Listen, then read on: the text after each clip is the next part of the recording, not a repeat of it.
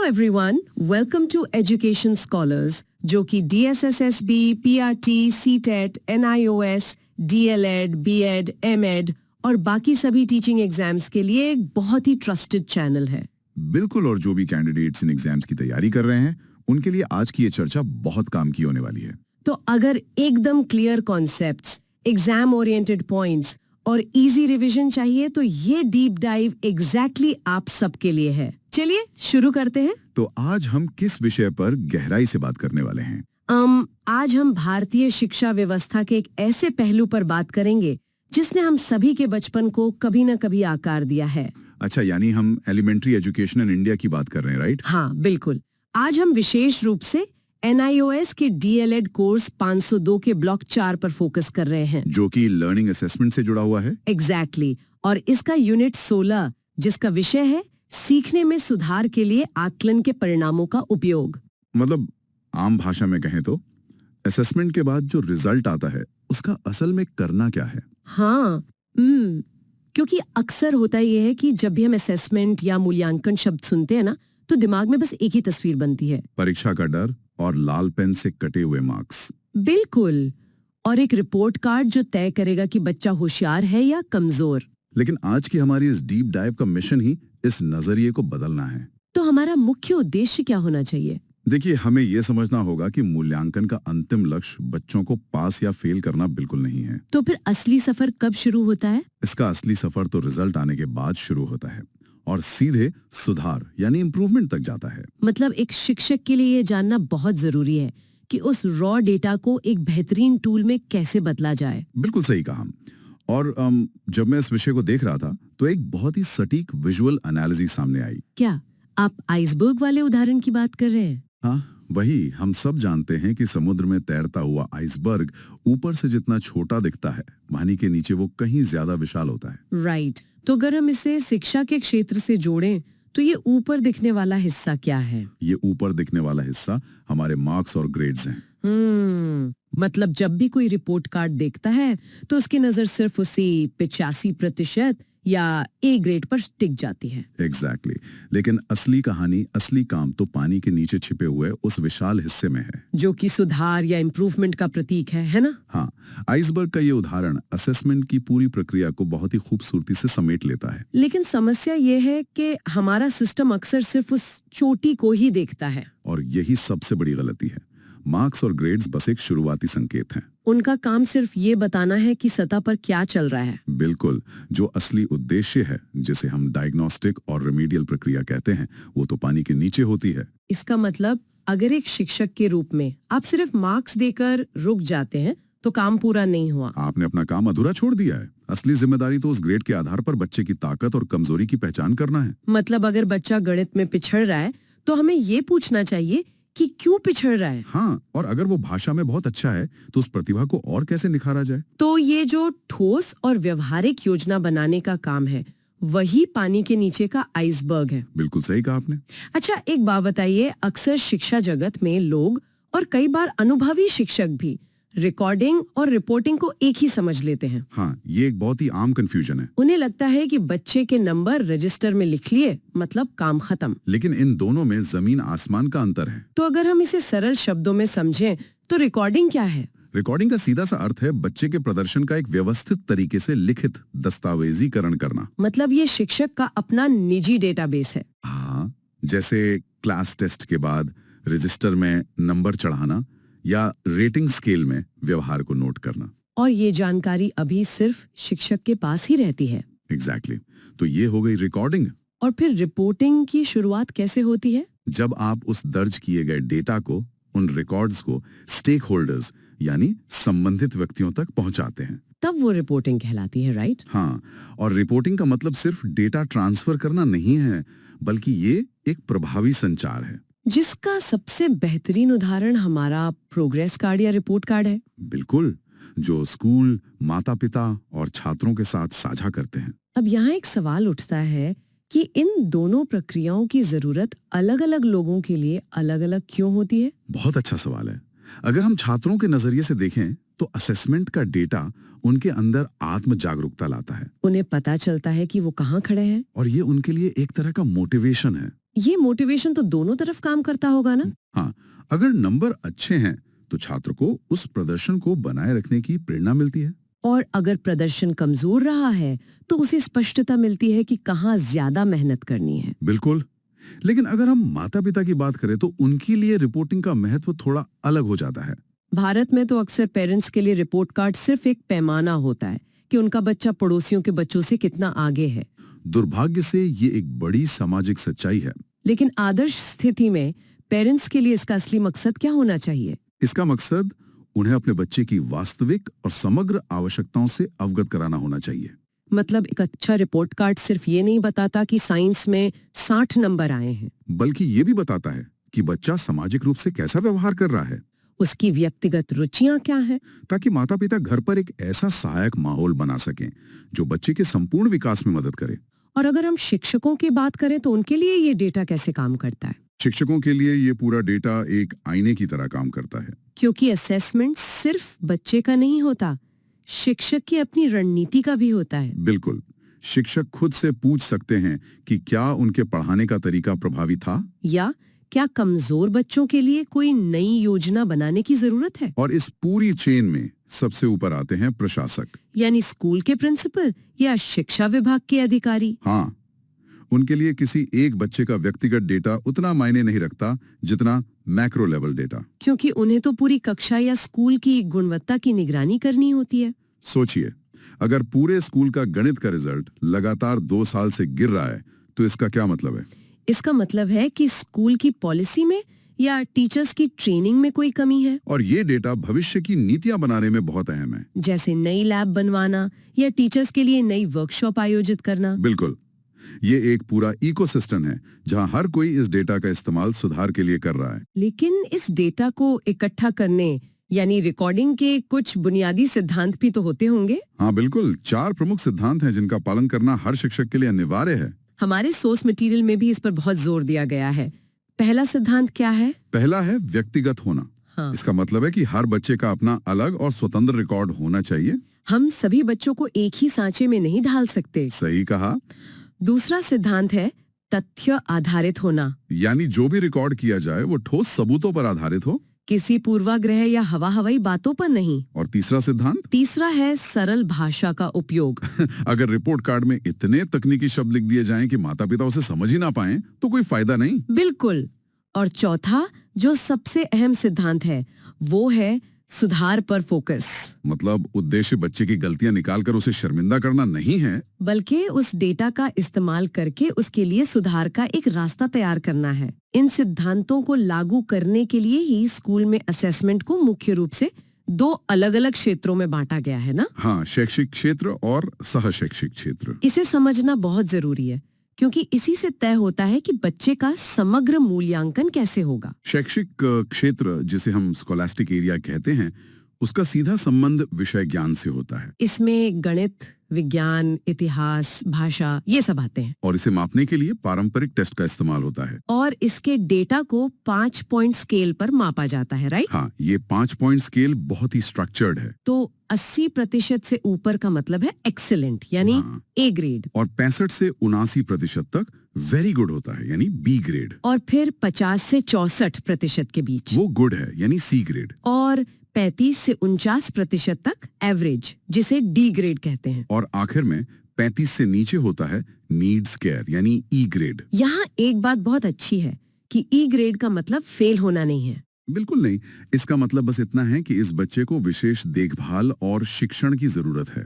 अब आते हैं दूसरे हिस्से पर जो मुझे बहुत दिलचस्प लगता है, सह शैक्षिक या को स्कॉलास्टिक क्षेत्र। हाँ, इसमें जीवन कौशल, कला, खेलकूद और बच्चे के यहाँ मेरे मन में एक सवाल आ रहा है कि को स्कॉलास्टिक के लिए 5 पॉइंट स्केल क्यों नहीं रखा गया? ये बहुत ही सूक्ष्म विश्लेषण है। इसका कारण ये है कि आप किसी बच्चे की ईमानदारी या सहानुभूति को गणित के सवालों की तरह 70 या 80% के कड़े खांचे में नहीं बांट सकते। हाँ, मानवीय गुण और कौशल तो बहुत व्यक्तिपरक होते हैं। इसीलिए 3 पॉइंट स्केल एक व्यापक दायरा देता है जिससे शिक्षक बिना किसी कठोर गणितीय दबाव के आंक सकते हैं। इसका सबसे बड़ा फायदा तो ये होगा कि अगर कोई बच्चा स्कॉलास्टिक एरिया में डी ग्रेड ला रहा है तो हो सकता है वो स्कॉलास्टिक में मान लीजिए खेलकूद में ए ग्रेड ला रहा हो। इससे बच्चे की पूरी पर्सनालिटी का एक संतुलित चित्र सामने आता है। और शिक्षक या माता पिता को पता चलता है कि बच्चे की असल ताकत कहाँ छिपी है। चलिए अब मान लेते हैं कि हमने दोनों क्षेत्रों का डेटा इकट्ठा कर लिया और हमारे पास रॉ डेटा आ गया। अब इस कच्चे डेटा का किया क्या जाता है? इसे समझने के लिए एक बहुत ही शानदार फ्रेमवर्क दिया गया है, फनल ऑफ एनालिसिस। हाँ, जब हम एक फनल या कीप में कोई भी तरल पदार्थ डालते हैं तो वो ऊपर से बहुत चौड़ा होता है, लेकिन नीचे आते आते एक बहुत ही केंद्रित धार में बदल जाता है। असेसमेंट का डेटा भी बिल्कुल इसी तरह काम करता है। हम कच्चे मार्क्स को सीधा रिपोर्ट कार्ड में नहीं छाप देते, बल्कि उसे इस फनल में डालते हैं। इस फनल के अलग अलग स्तर होते हैं जो डेटा को छानते हैं। तो सबसे पहले स्तर पर क्या होता है? सबसे पहले हम डेटा को विषयवार अलग करते हैं, देखते हैं कि बच्चा भाषा में कैसा है, विज्ञान में कैसा है। फिर अगले स्तर पर? फिर हम उसे प्रकरणवार यानी टॉपिक वाइज छानते हैं। मान लीजिए गणित में नंबर कम है, तो गणित में भी किस टॉपिक में? क्या ज्योमेट्री में समस्या है या अलजेब्रा में? और अंत में सबसे संकरी धार पर क्या होता है? वहां हम लर्निंग आउटकम के आधार पर विश्लेषण करते हैं। मतलब क्या बच्चा जोड़ घटाव के पीछे का मूल सिद्धांत समझ पाया है या सिर्फ रट रहा है? ये फनल हमें एक धुंधले रिजल्ट से एकदम सटीक समस्या तक ले जाता है। इसको एक ठोस उदाहरण से समझते हैं। मान लीजिए क्लास में 20 बच्चों ने भाषा के पेपर में बहुत खराब प्रदर्शन किया। तो एक स्मार्ट शिक्षक तुरंत ये नहीं कहेगा कि बच्चे पढ़ाई में कमजोर हैं। वो कारण ढूंढेगा। क्या उस दिन जो पैसेज दिया गया था उसकी शब्दावली बहुत कठिन थी? या क्या पढ़ाने के तरीके में कोई कमी रह गई थी? या बच्चों को लिखने की पर्याप्त प्रैक्टिस नहीं मिली थी? जब आप फनल के जरिए इस तरह से कारण खोज लेते हैं तो आप एक वैज्ञानिक प्रक्रिया में प्रवेश करते हैं, जिसे डायग्नोस्टिक साइकिल कहा जाता है। बिल्कुल। और ये डायग्नोस्टिक साइकिल असल में रेमेडियल टीचिंग या उपचारात्मक शिक्षण की रीढ़ है। ये तो बिल्कुल वैसे ही काम करता है जैसे मेडिकल साइंस में एक डॉक्टर काम करता है। हाँ, इसके 4 स्पष्ट कदम होते हैं। पहला कदम है कठिनाई की पहचान करना। जैसे एक शिक्षक ने देखा कि एक बच्चा क्लास में जोर से पढ़ते समय अटक रहा है, ये पहचान हो गई। दूसरा कदम है विशिष्ट कठिनाई का निदान करना। आप गहराई में जाते हैं और देखते हैं कि वो किन शब्दों पर अटक रहा है। क्या वो संयुक्त अक्षरों को नहीं पढ़ पा रहा है या उसकी गति धीमी है? और इसके बाद तीसरा कदम आता है कारण का पता लगाना। वो संयुक्त अक्षर क्यों नहीं पढ़ पा रहा है? क्या उसकी बुनियादी ध्वन्यात्मक समझ कमजोर है? या क्या वो घर पर कभी किताबें नहीं पढ़ता? या कहीं उसकी आंखों की रोशनी में तो कोई समस्या नहीं है? जब ये मूल कारण पकड़ में आ जाता है तब चौथा और अंतिम कदम उठाया जाता है, उपचारात्मक शिक्षण देना। अब शिक्षक उस बच्चे को पूरी क्लास के साथ सामान्य तरीके से पढ़ाने के बजाय अलग से अभ्यास कराएगा। उसकी विशेष जरूरत के हिसाब से, फ्लैश कार्ड्स या किसी अन्य विधि से। और ये एक निरंतर चलने वाला चक्र है जो तब तक चलता है जब तक सुधार न हो जाए। इसी प्रक्रिया के दौरान एक बहुत ही अहम बात सामने आती है जो हर शिक्षक को समझनी चाहिए। गलती यानी मिस्टेक और त्रुटि यानी एरर के बीच का तकनीकी अंतर। आम बोलचाल में हम इन दोनों शब्दों का इस्तेमाल एक ही अर्थ में करते हैं, लेकिन शिक्षा शास्त्र में इन दोनों का मतलब और इनका इलाज बिल्कुल अलग है। ये एग्जाम पॉइंट ऑफ व्यू से भी बहुत जरूरी कॉन्सेप्ट है। हाँ, तो अगर हम मिस्टेक की बात करें तो ये क्या है? मिस्टेक एक अस्थायी समस्या है जो लापरवाही, जल्दबाजी या परीक्षा के तनाव के कारण होती है। जैसे अगर कोई बच्चा गणित के पेपर में जल्दी में 8 और 5 को जोड़कर 14 लिख देता है, जबकि उसे अच्छी तरह पता है कि 13 होता है, तो ये एक गलती है। बच्चे का ध्यान भटकने से ऐसा हुआ। अगर आप उसे दोबारा वो सवाल दिखाएंगे तो वो खुद अपनी गलती पकड़ लेगा। इसके लिए किसी भारी उपचारात्मक शिक्षण की जरूरत नहीं होती, बस थोड़ा ध्यान केंद्रित करने की सलाह काफी है। लेकिन इसके बिल्कुल विपरीत होती है त्रुटि यानी एरर। त्रुटि का सीधा सा मतलब है समझ की कमी। ये कंसेप्चुअल प्रॉब्लम है। अगर कोई बच्चा बार बार 25 में से 7 घटाने पर 22 लिख रहा है, क्योंकि उसे कैरी ओवर या हासिल लेने का कंसेप्ट ही नहीं पता, तो ये कोई लापरवाही नहीं है, ये एक त्रुटि है। आप उसे कितनी बार भी सवाल दिखा लें, वो उसे खुद ठीक नहीं कर पाएगा। ऐसे मामलों में शिक्षक को एक मार्गदर्शक या काउंसलर की भूमिका निभानी पड़ती है। शिक्षक को उस बच्चे को बिल्कुल शुरुआत से वो कंसेप्ट दोबारा पढ़ाना होगा। और यहीं पर एक बहुत ही परिपक्व रवैये की जरूरत होती है। एक अच्छे शिक्षक को कभी भी गलतियों या त्रुटियों को लाल पेन से एक बड़ा सा क्रॉस बनाकर छोड़ नहीं देना चाहिए। जब आप बच्चों के साथ उनकी त्रुटियों पर बिना किसी फैसले के चर्चा करते हैं तो उनका डर खत्म होता है। इससे उनका आत्मविश्वास बढ़ता है और वे खुद अपनी गलतियों को पहचानने और सुधारने के लिए प्रेरित होते हैं। जब बच्चा सेल्फ करेक्शन सीख जाता है तो वो ज्ञान उसके दिमाग में हमेशा के लिए पक्का हो जाता है। इसी से जुड़ा हुआ एक और पहलू है जिसे टीचर्स रिफ्लेक्शन कहा जाता है। टीचर्स रिफ्लेक्शन, ये तो पूरी शिक्षा व्यवस्था की दिशा तय करता है। बिल्कुल, जब एक छात्र किसी परीक्षा में असफल होता है तो केवल वो छात्र असफल नहीं होता, कहीं ना कहीं उसे पढ़ाने का तरीका और वो पूरा सिस्टम भी असफल होता है। असेसमेंट के नतीजे आने के बाद एक बेहतरीन शिक्षक हमेशा खुद से कुछ कड़े सवाल पूछता है। क्या मैंने जो पढ़ाया वो बच्चों तक सही तरीके से पहुंचा? क्या मेरा प्रश्न पत्र संतुलित था? क्या मुझे अगले बैच को पढ़ाने के लिए अपनी रणनीति बदलनी होगी? अगर शिक्षक खुद अपना ये आकलन नहीं करता तो वो परिणामों के साथ कभी न्याय नहीं कर सकता। ये बहुत ही गहरी बात है।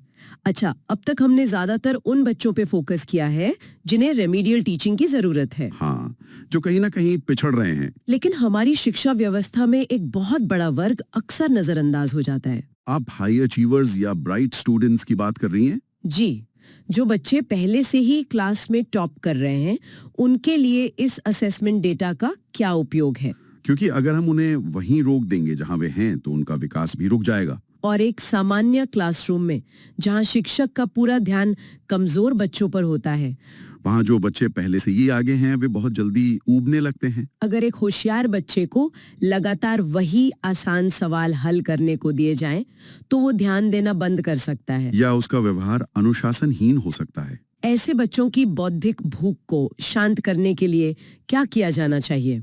उनके लिए एनरिचमेंट प्रोग्राम या संवर्धन कार्यक्रम की सख्त जरूरत होती है। तो ये एनरिचमेंट प्रोग्राम रेमेडियल टीचिंग का एकदम उल्टा काम करता है। रेमेडियल जहां नींव को मजबूत करता है, वहीं एनरिचमेंट उन्हें नई ऊंचाइयों पर ले जाता है। इन बच्चों को उनके मानसिक स्तर के हिसाब से चुनौतीपूर्ण कार्य दिए जाते हैं। उनसे सीधे रटने वाले सवाल पूछने के बजाय हायर ऑर्डर थिंकिंग स्किल्स वाले सवाल पूछे जाते हैं, जहाँ उन्हें विश्लेषण करना पड़े, तर्क लगाना पड़े। उन्हें क्लास के सामान्य सिलेबस से हटकर कुछ जटिल। संक्षेप में कहें तो असेसमेंट वो जादुई उपकरण है जो कमजोर को सहारा देकर ऊपर उठाता है और जो पहले से ऊपर है उन्हें उड़ने के लिए और बड़ा आसमान देता है। ये किसी भी शिक्षक के हाथ में सबसे शक्तिशाली हथियार है, बशर्ते इसका इस्तेमाल सही मायने में दिशा देने के लिए किया जाए। चलिए इस विस्तृत चर्चा को समेटते हैं।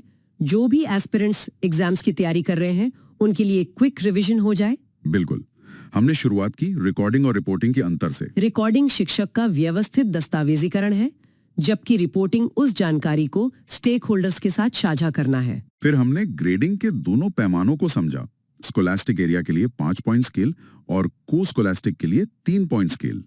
इसके बाद हमने डायग्नोस्टिक साइकिल पर बात की, जो कठिनाई की पहचान से शुरू होकर उपचारात्मक शिक्षण तक पहुंचती है। और हमने मिस्टेक और एरर के बीच के अंतर को भी समझा, जो एग्जाम में बहुत बार पूछा जाता है।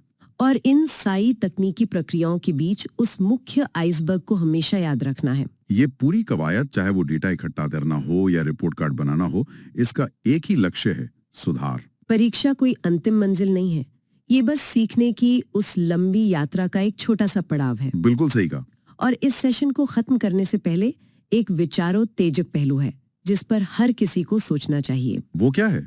हमने समझा कि कैसे छात्रों का हर मूल्यांकन अंतिम रूप से शिक्षक के पढ़ाने की रणनीति की ही एक परीक्षा होता है। तो ऐसे में सवाल ये उठता है कि क्या भविष्य में हमें छात्रों के रिपोर्ट कार्ड से ज्यादा, बहुत ही गहरा सवाल है।